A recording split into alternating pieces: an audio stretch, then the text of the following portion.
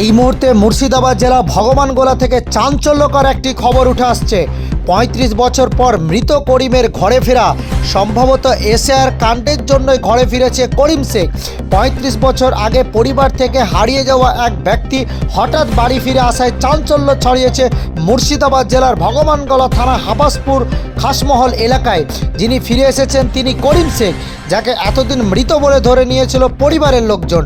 ৯০-এর দশকের গোড়ায় স্ত্রীর সঙ্গে অভিমান করে বাড়ি ছেড়েছিলেন করিম। দীর্ঘদিন কোনো খোঁজ না পেয়ে পরিবার ধরে নেই করিম আর বেঁচে নেই। আর শনিবার সন্ধ্যায় হঠাৎ দরজায় দাঁড়িয়ে পড়লেন করিম শেখ নিজেই। তার ভাই কুদ্দুস শেখের চোখে জল এসে যায়। আমরা বিশ্বাস করতে পারছি না যে দাদা জীবিত। এতদিন পর ওকে দেখে মনে হলো যেন মৃত কেউ ফিরে এলো।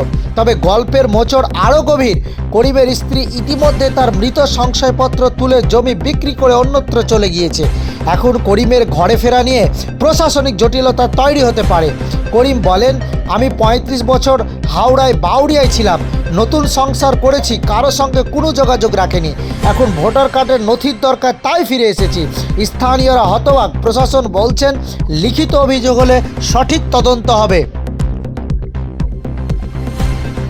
হাওড়াতে ছিলাম, ওটা আপনার বলে দিচ্ছি। হাওড়া দিয়ে ছাড়লে গাড়ি যেটা খড়গপুর, রাঁচি, টাটা চলে যায়, সেই লাইনে খড়গপুর, উলবেড়িয়া, বাগনান, ওই লাইনে থাকি, বাউড়িয়াতে থাকি। এতদিন পর সন্তান সবাই হয়েছে, হয়তো কোনো দিকে ছিলাম, হয় আসেনি। এবার ওই এনআরসিটা পড়েছে, বাধ্য আমাকে আসতে হয়েছে। হঠাৎ করে আজকে আসার কারণ কি? আজকে আসুন, ওই এনআরসি লাগবে।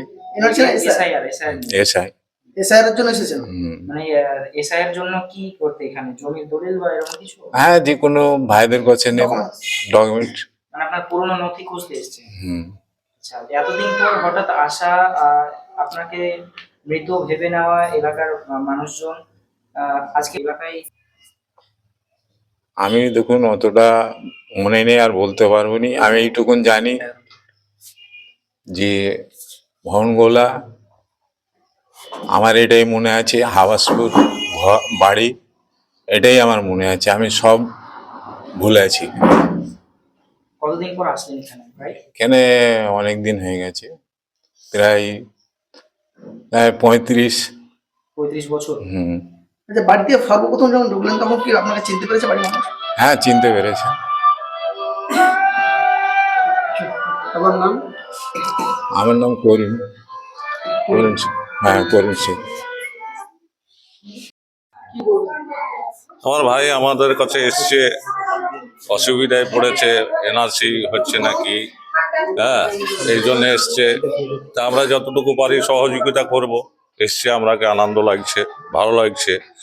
আর ওর একবার এখানে ফ্যামিলি ছিল, বিয়ে শাদি করেছিল আপনার ভগবানগোলায়, মানে বসন্তপুরে বিয়ে শাদি করেছিল। তার একটা মেয়ে আছে, আমার বৌদি আছে। তো তাদের মানে আমার ভাই যা জমি জায়গার ভাগটা পেত, সব কিছু মৃত্যু সার্টিফিকেট দেখিয়ে ওরা পঞ্চায়েত থেকে নিয়ে জমি টমি বিক্রি করে এখান থেকে চলে গেছে, আমার ভাইকে মৃত্যু সার্টিফিকেট দেখিয়ে। আচ্ছা, আপনার ভাইয়ের যিনি স্ত্রী, তার কয় সন্তান? তা এখন যেটা আছে, মানে আগেরটা একটাই মেয়ে। একটা মেয়ে? হ্যাঁ, একটাই মেয়ে। এই যে জমির বিষয়টা যেটা বললেন, সেটা কতদিন আগে হয়েছে? মোটামুটি বছর 3-4 এরকম হবে। মানে এতদিন যেহেতু উনি নিখোঁজ, তাই বলে হ্যাঁ হ্যাঁ। মৃত্যু সার্টিফিকেট আপনারা দেখেছিলেন? মৃত্যু সার্টিফিকেট বলতে আপনাকে ওই মানে যে জমি নিয়েছে আর কি, আমাদের পার্শ্ববর্তী লোক, সে ধরেন কাগজ কলমে দেখাইছে।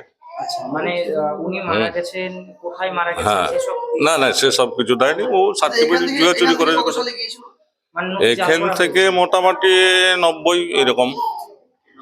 90। আচ্ছা, এই যে নথিটা তাহলে কি জাল করে তোলা হয়েছিল? হ্যাঁ, জাল করেই তুলেছে, না তা জাল করেই করেছে। মানে জমি বিক্রির জন্য জাল করে? হ্যাঁ, জাল করে করেছে সব। আমার নাম কুদ্দুস শেখ। আপনার ওই এর নাম কি, ভাইয়ের স্ত্রীর নাম? ও মুসিয়া খাতুন।